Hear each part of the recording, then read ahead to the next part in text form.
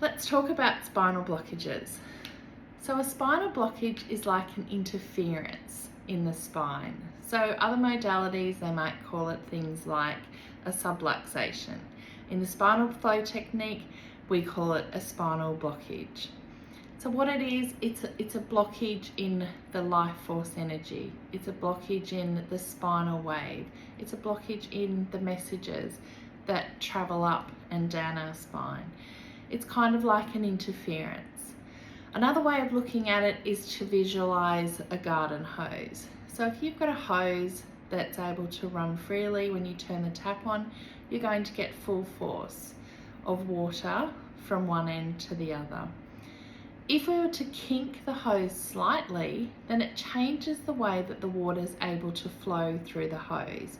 So you're going to have less of a flow. You still might have some water coming out, but there's going to be an interference there. If we block it off more, you're going to change the way, again, that the water flows. So if we think of a spinal blockage like a kink in the hose, it's like an interference. So it makes sense that if we've got a blockage in the middle of our spine, that we're going to have issues with the messages traveling from our base gateway or our coccyx to our brain and back again. So a spinal blockage can be chemical, physical, or emotional. So we talk about those as stressors. So stressors are things that happen in your lifetime, and very cleverly your body can store those stressors as layers in the body. So as I said before, blockages are made up of chemical, physical, and emotional stressors, or you might call them traumas. So a chemical stress may be things that you've been exposed to in your lifetime.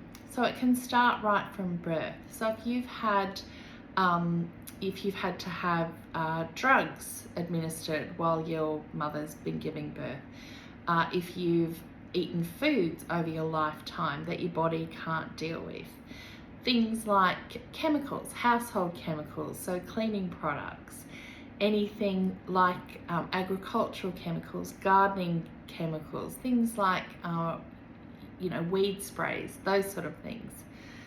The other sort of chemical that people don't always think of is what they're putting on their bodies. So deodorants, skin products, those sort of things can actually have an impact on the chemical stressors stored in your body.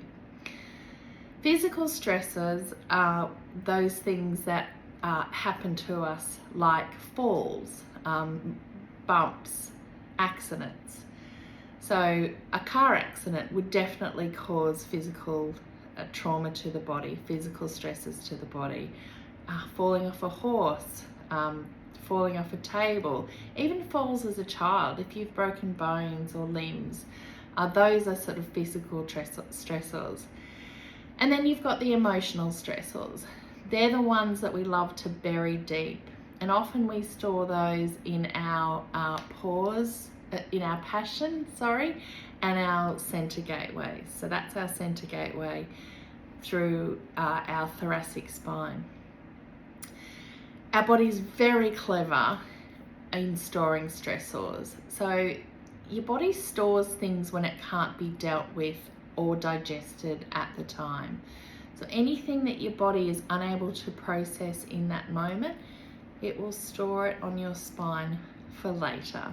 And it stores it in layers. So as a practitioner, I can feel your spine and feel where you may be storing your chemical load. So your chemical stressors are most often stored in this part of your spine, so in your passion gateway, and then also down here on your power gateway. And you'll notice that these are the places of digestion, so the first place of your digestion. So often it's things that we can't digest. Physical stressors, we often find those in our foundation gateway. There's a hardness in those areas when we have a physical stressor.